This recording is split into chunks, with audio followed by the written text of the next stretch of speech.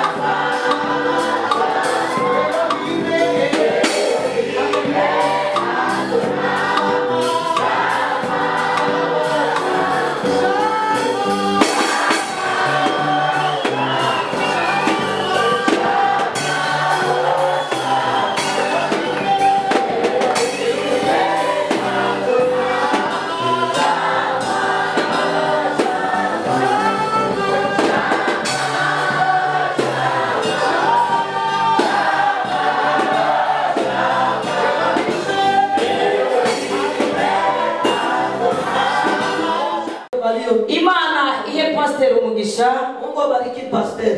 kandi kunyigisha uduhaye wamafundisho unagira ngo nazindi ndibwongereho kubera umwanya nitaongeza tu ya mtu ariko mu by'ukuri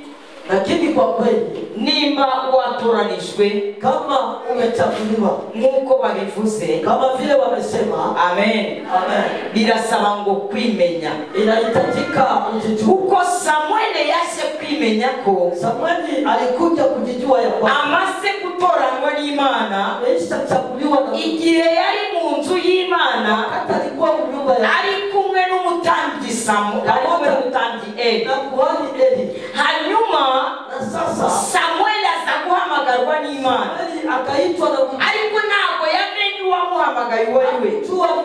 nyuma amaze guhamagarwa ubwa gatatu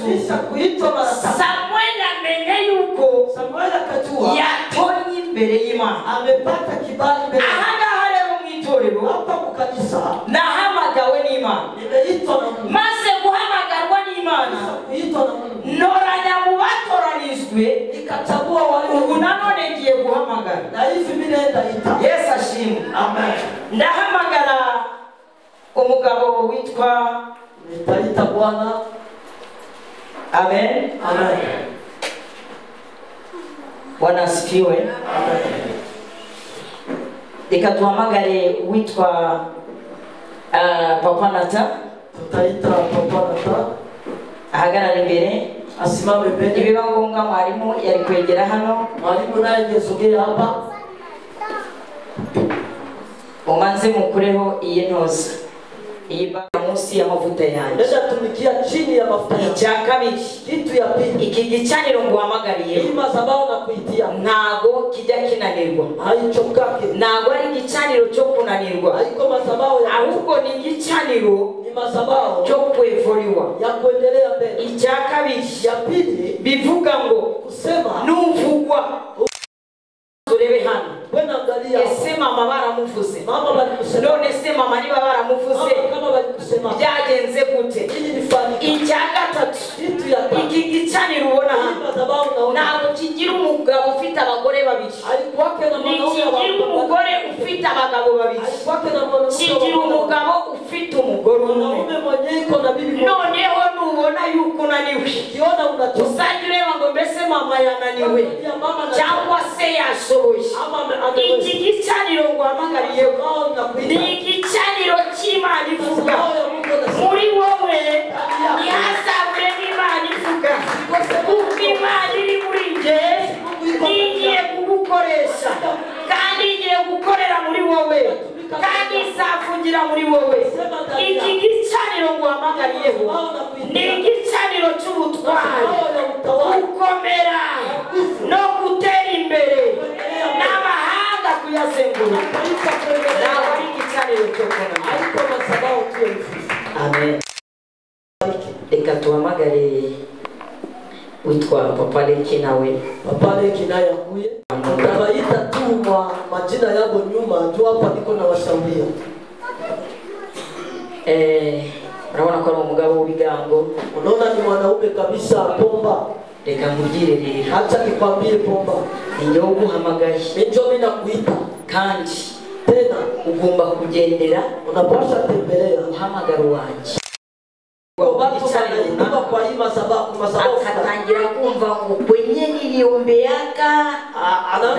mpamvu wasengeye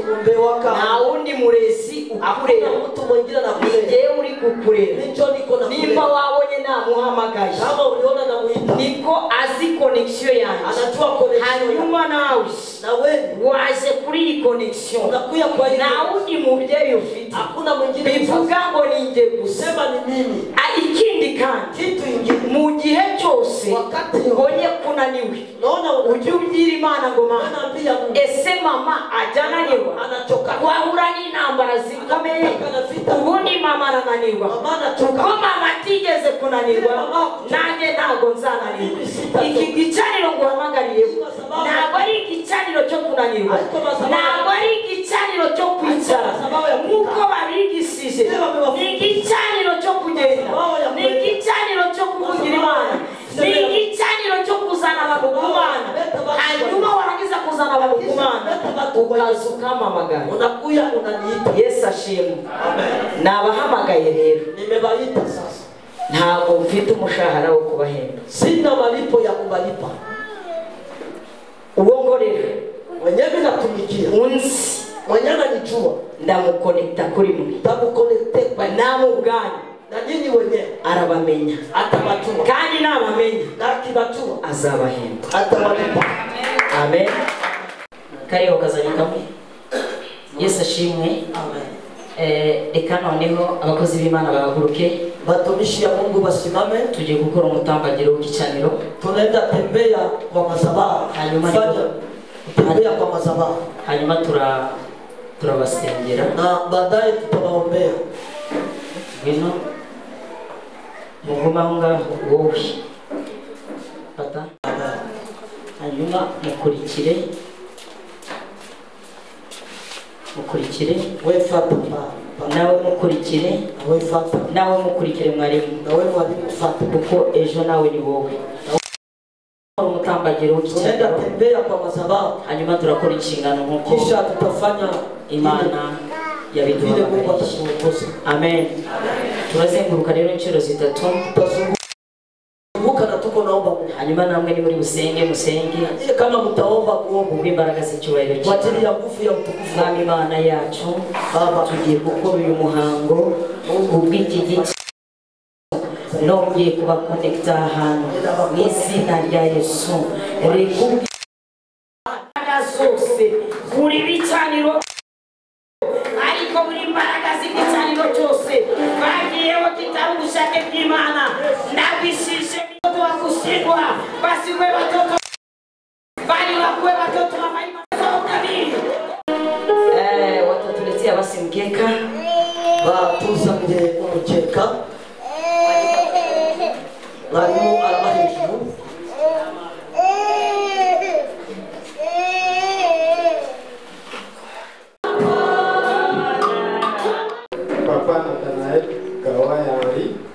Nanapa mbele ya Mungu na mbele ya kanisa nimeamua kumtumikia Mungu kwa moyo wangu wote nikichunga kanisa na kutii waongozi wangu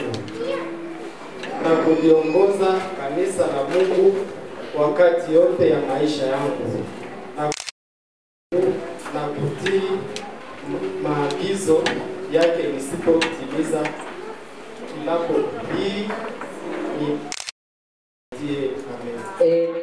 Milanga Serge ya kanisa nimeamua kumtumikia Mungu kwa moyo wangu wote nikichunga kanisa na kuliongoza kanisa la Mungu wakati yote ya maisha yangu na kuheshimu sheria ya Mungu na kutii maagizo yake na kilapo hiki nisipotimiza kilapo hiki niadhibiwe na Mungu na Mungu anisaidie.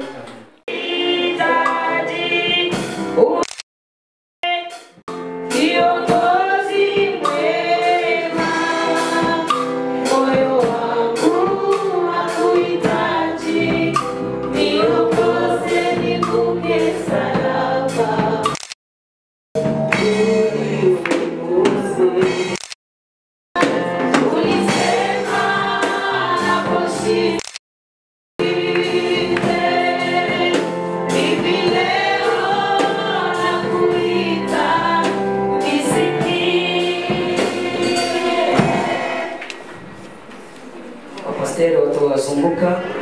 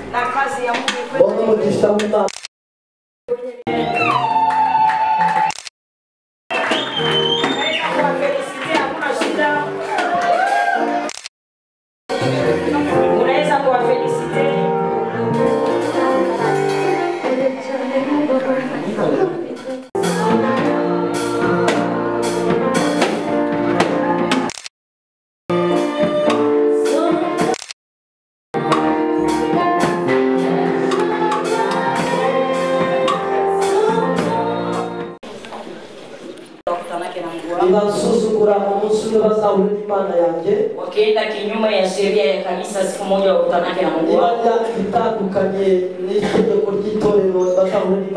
Lakini wakiniheshimia Mungu wangu akuwe Mungu wao. Mungu wangu akuwe Mungu wao. Ndahiriye imbere y'Imana n'imbere Imana nta gahato n'umutima wanjye wose ku nshingano z'ubudiakoni zabikora nubaha amategeko y'Imana no kubaha abayobozi banjye guteza imbere imirimo y'Imana n'intatira iki gihango Imana izabimpanire Imana izabifashe. Amen. Emmanuel ndahiriye imbere y'Imana n'imbere y'itorero nemeye gukorera Imana nta gahato n'umutima wanjye wose izabikora nubaha amategeko y'Imana no kubaha abayobozi banjye banyobora kandi niyemeje guteza imbere umurimo w'Imana n'intatira iki gihango Imana izabimpanire Imana izabimfashe.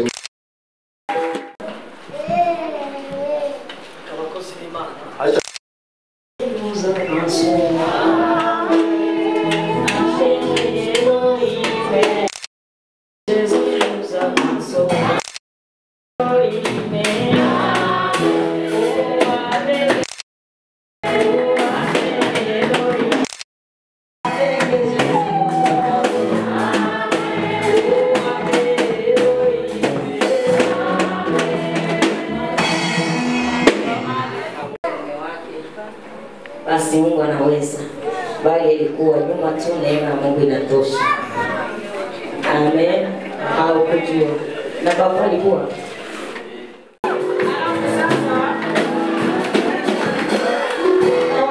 pasta wote tunasema kwa pasta boss wanaingia hapa baadhi hano baadhi yake